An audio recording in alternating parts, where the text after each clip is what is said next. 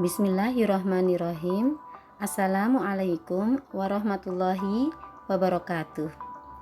Selamat pagi siswa-siswi kelas 8 yang hebat. Bagaimana kabar kalian? Semoga kalian senantiasa sehat walafiat dan selalu dalam lindungan Allah Subhanahu wa taala, serta selalu semangat belajar di rumah dengan sistem belajar dalam jaringan atau online. Kembali belajar mata pelajaran bahasa Indonesia bersama Ibu Endang Lindarti, Sarjana Pendidikan. Pada pertemuan ini, kalian masih belajar kompetensi dasar 3.1, mengidentifikasi unsur-unsur teks berita yang didengar dan dibaca. Kompetensi dasar ini berpasangan dengan KD 4.1, menyimpulkan isi dari berita yang dibaca dan didengar. Kemudian, apa saja tujuan ketika kalian sudah mengidentifikasi dan menyimpulkan isi teks berita? Tujuan yang pertama, siswa dapat memahami pengertian teks berita. Yang kedua, siswa dapat memahami ciri-ciri atau karakteristik umum teks berita. Tujuan yang ketiga, siswa dapat mengidentifikasi unsur-unsur teks berita dan siswa dapat menyimpulkan isi teks berita.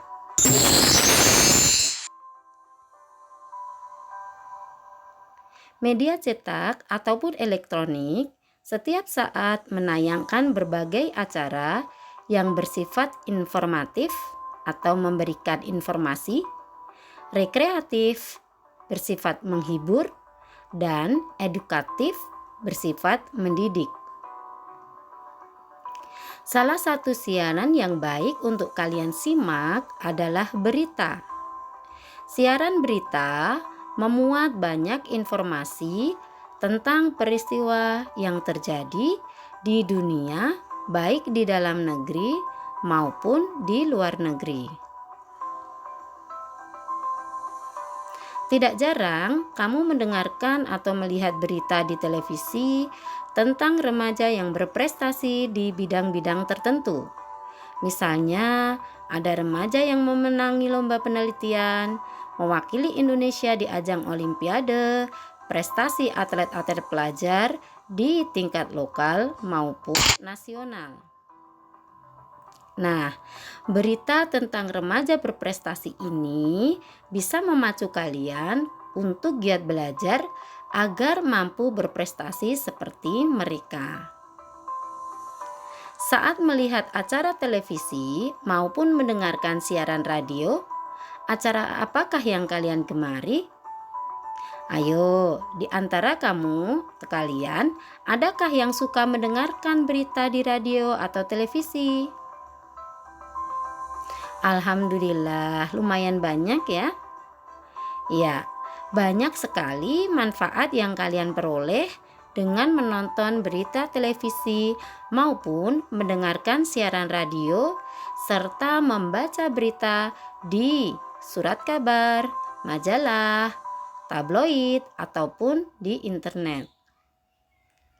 Kalian bisa mengikuti perkembangan peristiwa terkini di dalam maupun luar negeri serta menambah wawasan mengenai berbagai ilmu pengetahuan dan teknologi.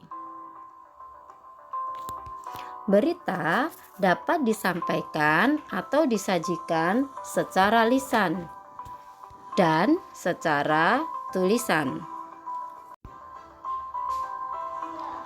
Secara lisan, misalnya, kita dapat menyaksikan atau mendengarkan berita di televisi ataupun radio. Sedangkan secara tulis, kita dapat membaca berita di koran atau surat kabar, majalah, ataupun di website di internet. Berita merupakan salah satu alat komunikasi. Sebagai alat komunikasi, Berita berisi informasi aktual tentang peristiwa yang terjadi di tengah kehidupan masyarakat. Peristiwa atau kejadian yang dimuat dalam berita adalah peristiwa atau kejadian penting yang layak untuk diketahui oleh masyarakat. Tidak semua berita dan peristiwa bisa dijadikan sebagai berita. Mengapa? Sebab tidak semua kejadian yang ada di sekitar kita punya nilai jurnalistik dan berita. Jika berita adalah suatu informasi terkini mengenai suatu kejadian, apakah kamu yang sudah makan 3 kali sehari, sedang memancing di sungai, atau dikejar-kejar anjing, termasuk topik berita yang punya nilai jurnalistik? Suatu kejadian atau peristiwa baru diangkat menjadi berita dan dituangkan ke dalam teks berita ketika memang layak untuk disebut sebagai teks berita, yakni memaparkan suatu peristiwa penting yang kemudian mempengaruhi kehidupan banyak orang atau bahkan dunia. Selain itu, juga menjadi informasi yang dianggap menarik oleh mata publik. Sehingga aktivitas kamu yang makan 3 kali, memancing di sungai, itu tidak memenuhi kriteria tersebut, kecuali jika yang melakukannya adalah artis seperti Raffi Ahmad, Nagita Slavina, atau lainnya. Nah, dari uraian Ibu sampaikan, dapat kita tentukan ciri-ciri dari teks berita. Apa saja? Yang pertama, faktual. Artinya, peristiwa yang diberitakan benar-benar terjadi, bukan rekayasa, khayalan, atau karangan, dan dapat ditelusuri kebenarannya. Ciri yang kedua, aktual.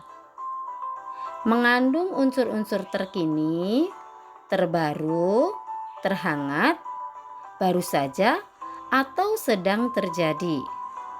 Bukan berita di masa lampau ya, itu berarti nanti dinamakan berita basi. Unsur yang ketiga, seimbang dan objektif. Artinya bersifat netral dan tidak memihak pada siapapun. Unsur atau ciri yang keempat adalah sistematis dan lengkap. Teks dalam sebuah berita haruslah lengkap dari unsur 5W ditambah 1H. What, why, who, when, where, dan how. Dan harus memenuhi unsur atau struktur teks berita. Apa saja struktur teks berita? Nanti insya Allah akan Ibu sampaikan pada pertemuan berikutnya.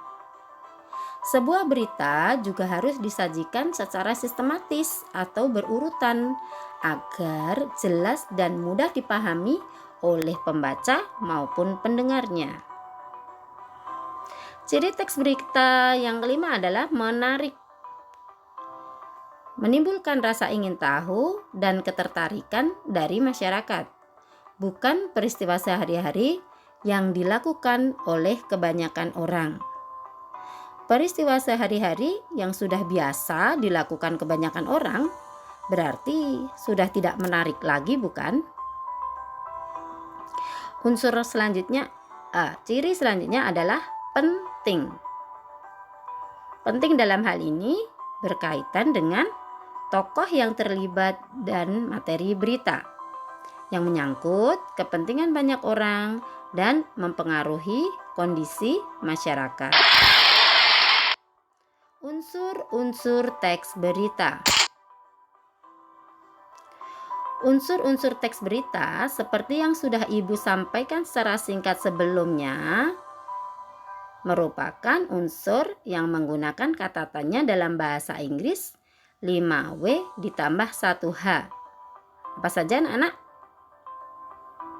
Betul sekali. What, where, when, who, why, dan how. Bagus. Nah, Pada pertemuan ini akan Ibu sampaikan unsur-unsur tersebut dengan akronim Bahasa Indonesia Adik Simba. Apa saja Adik Simba itu? Yang pertama, apa? Kata tanya yang digunakan adalah apa. Menjelaskan topik berita atau peristiwa kejadian apa yang terjadi. Misalnya kalian dapat membuat pertanyaan ya. Peristiwa apa yang diberitakan? Nanti jawabannya, oh peristiwa banjir bandang misalnya. Unsur selanjutnya adalah di mana. Menjelaskan lokasi atau tempat terjadinya peristiwa atau kejadian tersebut. Kapan? Menjelaskan waktu berkaitan dengan hari, tanggal, bulan, dan jam terjadinya peristiwa atau kejadian tersebut. Siapa? Menjelaskan pelaku atau orang yang terlibat dalam peristiwa atau kejadian tersebut. Mengapa? Menjelaskan sebab akibat terjadinya peristiwa atau kejadian tersebut. Unsur yang terakhir adalah bagaimana. Menjelaskan bagaimana proses peristiwa itu terjadi.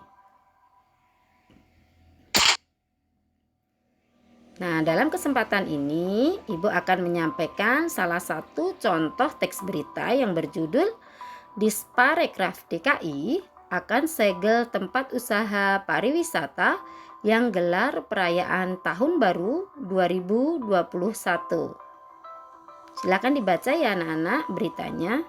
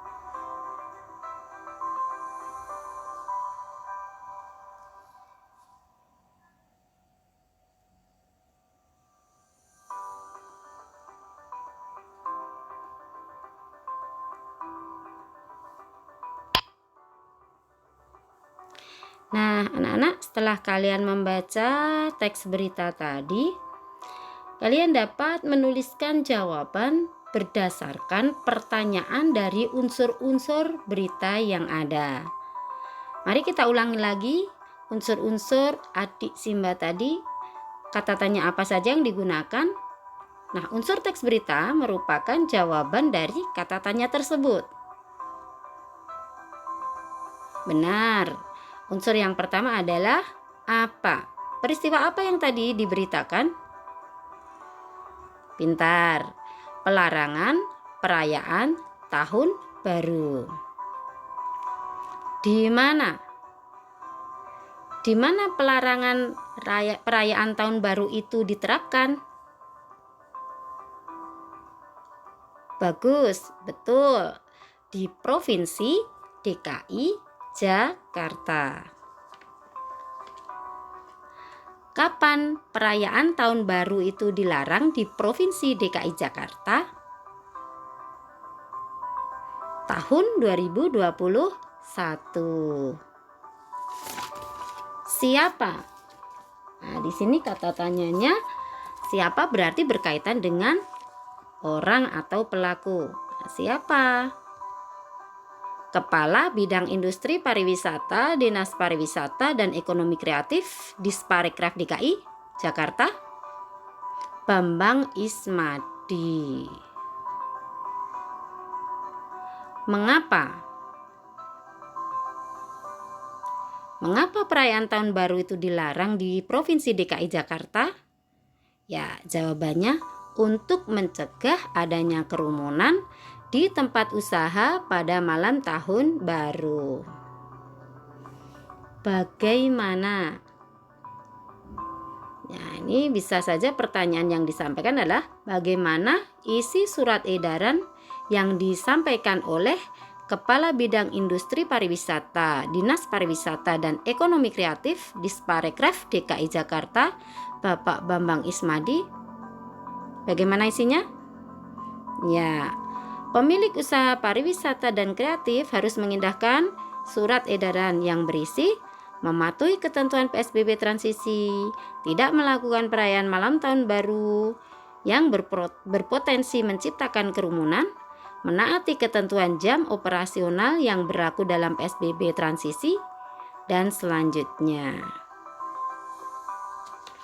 Nah, para siswa yang cerdas dan berakhlak mulia, sekali lagi, cara untuk mengidentifikasi unsur berita, kita dapat menggunakan pertanyaan adik Simba.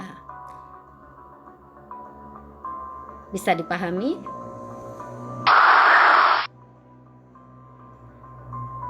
Baik, penjelasan kompetensi dasar 3.1 telah selesai. Selanjutnya, buka modul pembelajaran kalian. Kerjakan kegiatan kompetensi 1 pada halaman 4. Juga kerjakan kegiatan kompetensi 2 halaman 6 nomor 1 dan 2 saja. Mengerjakannya di kertas lepas ya, kemudian dikumpulkan di hari yang akan ditentukan kemudian. Baik anak-anak, jangan lupa tetap jaga kesehatan, tingkatkan iman dan imun, patuhilah protokol kesehatan seperti mencuci tangan, memakai masker, menjaga jarak, menghindari kerumunan, dan mengurangi mobilitas. Tetap semangat belajar di rumah. Sampai jumpa lagi di pertemuan yang akan datang ya, siswa-siswi hebat. Wassalamualaikum warahmatullahi wabarakatuh.